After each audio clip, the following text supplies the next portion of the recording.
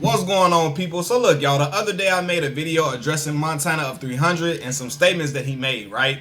And he came out and said that Young Pappy and Polo G were the artists that he really liked. They were the best artists to come out of Chicago, right? And during this whole little, I guess this whole drill era, right? And that's no problem. He can say that. There's no problem with him saying that at all. But then he goes on to say that he said, I'm not really impressed with how anybody else's brains worked out of that whole little movement out of Chicago. And that's very disrespectful.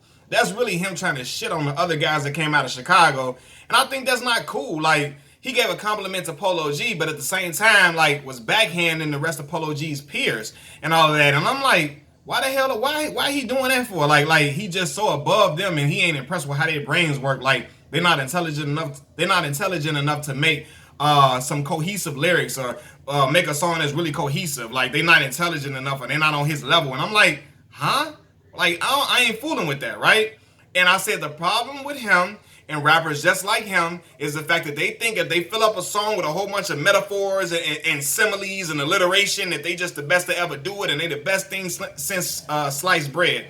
And that's not what rap is all about. It's not only about metaphors and every other line is a punchline. No, it has to sound good. You got to make quality music. Does your project sound cohesive? Do you make music for the soul? Are you telling a story? Are you painting a vivid image with it? Is it not just some basic punchlines? And to me, Montana's best attribute is his delivery, because like he got some lines. He can rap. I'm never gonna say he can't rap. He can rap. But he got some basic punchlines in there. And if you read the lyrics, you can see the punchlines coming from a mile away sometimes, for real. So I'm like, man, he acting like he's just on a whole different level. Now, he comes out and says that he's the best rapper to ever come out of Chicago, period. Like, he the best rapper to ever come out of Chicago ever.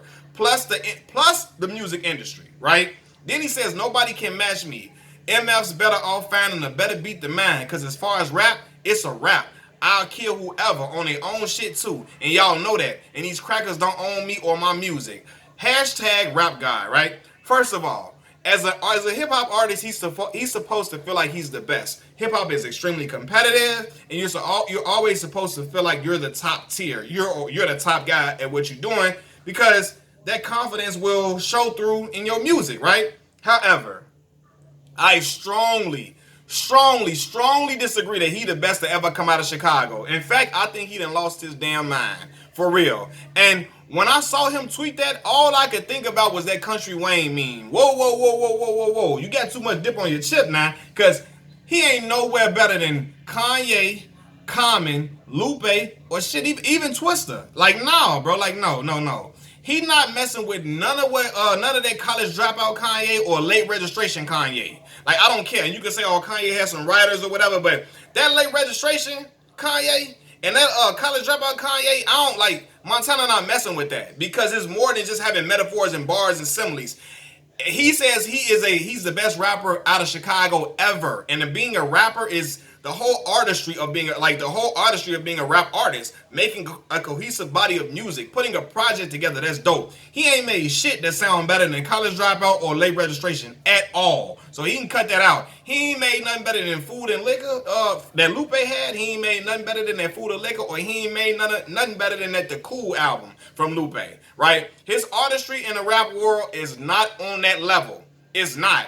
And he can say he said he the best rapper to ever come out of Chicago, but fam, his fan base in Chicago is not even that big. It's really not. Like, he has not even won over the city yet. Montana ain't won over Chicago. Y'all know where Montana is, like where he the man at. His fan base is centralized in the suburban communities in places like Iowa, Minnehaha, Minnesota, Bismarck, North Dakota, Wisconsin. Like, he in them areas. He ain't took over Chicago for real. He hasn't. And I'm not hating when I say that, but I'm in Chicago, Illinois, South Side to be specific, every day of my life. Montana ain't bumping through Chicago. His music ain't bumping through the airwaves in the city, and it's not just because he doesn't make raps, he doesn't make singles type of music. Nah, he didn't try to make some singles for show. Other than that Wife and You, he wasn't getting no play up here for real in Chicago, and he hasn't took over the city. So how can you say you got to be the man, to be the best rapper out of your city? You gotta win over the support from your city to be the best to come out of your city. And the residents of Chicago, Illinois do not ride for him and support him like the suburban communities do. The white suburban communities love him. They love and appreciate every single thing he does. But the people in Chicago residents don't really, he ain't won us over like that, for real. The artists that I name, like Kanye, Lupe, Common, Twista, they got Chicago support. They had Chicago support when they was bubbling. Chicago was standing strong behind them, and they had took over the city. Even the younger, newer artists of today, guys like Herbo and Dirk, they fan base in Chicago is much stronger than Montana 300's ever has been, for real. Like, and there's no disrespect, for real.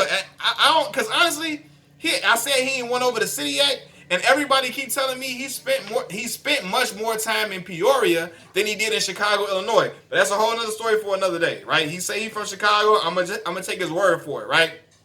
But his music, he ain't the man in Chicago. Now, if you live in Lisle, Illinois, he probably the man in Lisle, Illinois. He probably the man in Aurora. He probably the man in Schaumburg. He probably the man in Waukegan. He probably the man in Cairo or Cairo, however you pronounce it. He probably the man in Charleston. He probably the man in LaGrange. He probably the man in Olympia Fields, Illinois. He probably the man in Hinsdale, Illinois. But I'm telling you, he not the man in Chicago. He ain't took over Chicago. Now, if you from Hinsdale, Olympia Fields, Aurora, Schaumburg, and LaGrange, I'm sure you feel Montana 300 in your heart, your mind, your body, and soul. You feel his music. I'm sure you feel his music in your heart, right? But nah, bro. He ain't the best to ever come out of the city. In fact, Lupe Fiasco will smoke his boots. He'll smoke Montana 300 boots. For real. And to me, Montana can rap. But he is a step above a battle rapper to me. I don't care how many albums he got. All y'all gonna come there because his fans was going crazy in my mentions. They was pissed off at me. They was ready to snap. They was calling me all type of derogatory names. All this and all of that, right? I don't care. All them 8 albums he got, don't none of it sound like it. He ain't made no amazing album yet. He ain't got no, like, I'm on some real stuff. I'm finna say this now. At 17 years old, Herbo, Lil Herb made Welcome to Phazoland. Welcome to Phazoland by Lil Herb that he wrote when he was 17 years old sound better than any project Montana 300 done made. On Everything I Love. It sound better than Ballin' Like I'm Kobe sound better than any of them projects that Montana 300 made. Seriously. Herb was like 20 when he wrote Ballin' Like I'm Kobe. 17 when he wrote Welcome to Phazoland. And Herb stuff sound better than all them 8 albums, all that he got, the mixtapes and all of that. To me, he's a step above a battle rapper because all his heat, his real heat, come from remixes of other people's songs. His original tracks don't sound that good to me. It don't connect that good to me. Like, it really doesn't. And it don't connect to a lot of people, other people either. You know what I'm saying? He can rap. And he can stand, like, for real. When it comes to getting into a cypher, when it comes to freestyling, when it comes to remixing other people's songs, he is the guy for that job. He the guy for that. He the guy that get into a cypher and out-rap everybody and use a whole bunch of metaphors, simile, onomatopoeia, alliteration, and so on and so forth. But I don't feel his solo performances on his own original content. I don't. And to me, he sounds more comfortable remixing other people's songs. He sounds more in his pocket on them remixes than he do on his own songs. Like, for real. For real. And I always say, I did like Wifing You, you know what I'm saying? But ironically, and I don't even like songs like that, you know what I'm saying? But I did like Wifing You, though. But being a great rapper is more than just a whole bunch of metaphors, punchlines. All this is more than that. And it's way more than similes and all of that.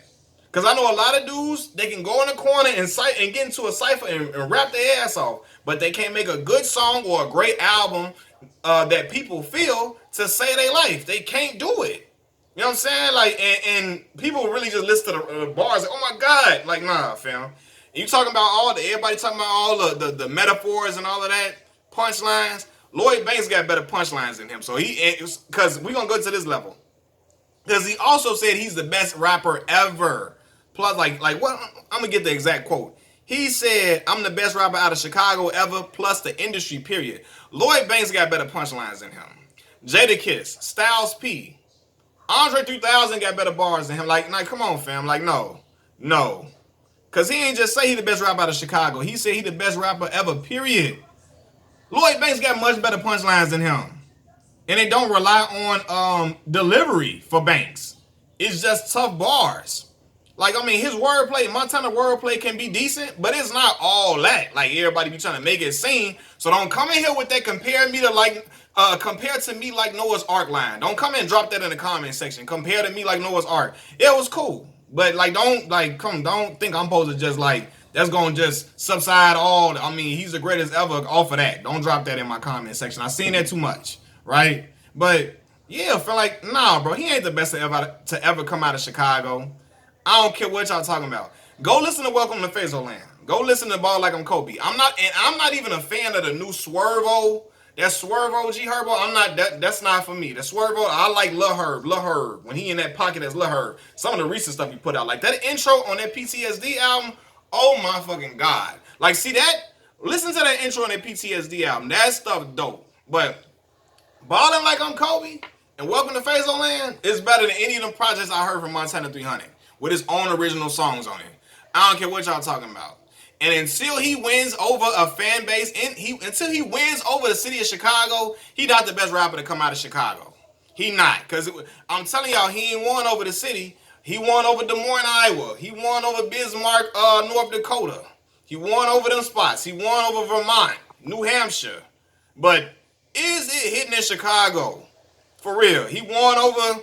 I don't know. He won over Maine, but he ain't won over Chicago, Illinois. He hasn't. He won over the suburbs. You know what I mean? The white suburbia in Illinois. He won them over Aurora, Schaumburg, but he ain't won over Chicago, Illinois. So that you cannot be the best rapper in the shot if you ain't won over Chicago, Illinois. In fact, most of the dudes in white suburbia don't even fool with the with Common and them like that. They fool with Montana, like, you know, for real. But in Chicago, Common is that's the heart and soul of Chicago, heart and soul of the South Side. Common and Kanye be on some cool stuff as of lately, but early Kanye, graduation, late registration, college dropout, fam, come on, man, Twister. That's our, like, them our legends. So the city came and rallied around them to support them. His fan base is not strong as Chicago. He ain't won over Chicago yet, so he can't be the king of Chicago. And he got disrespectful with the comments about he not really impressed with how anybody else's brains worked or whatever in the city. And then trying to act like, you know, like everybody's just supposed to take it all is cool, like it's all is good and all is us all good. Like, nah, fam, you try to be disrespectful with that comment. And then when Vaughn got disrespectful with him, he took exception to it. But like, real talk, Vaughn addressed the 300 stuff, and we know Montana been using 300 before Keith and them blew up or whatever, and he used it for the 300 movie. But Vaughn them got heated because they looking like, hold on, man, we got other dudes in our camp, other dudes in the city that's popping and doing their thing, and you talking about you ain't impressed with how their brains work and all of that, fam. It's even a question of if you even really from the crib for real, for real. If you spent more of your time in Peoria than you did in Chicago, you from Peoria. That's how it go. Like, you know, so to act like he the end all be all of Chicago, like, get up, bro, relax. You ain't won over the city yet. Calm down. Machiavelli Mills TV, and I know y'all Montana 300 fans gonna get pissed at this. I don't give a damn. So come as you come. It is what it is. Just don't get disrespectful in this comments, calling me disrespectful names, because I'm gonna get disrespectful right with your ass back. Peace. Gone.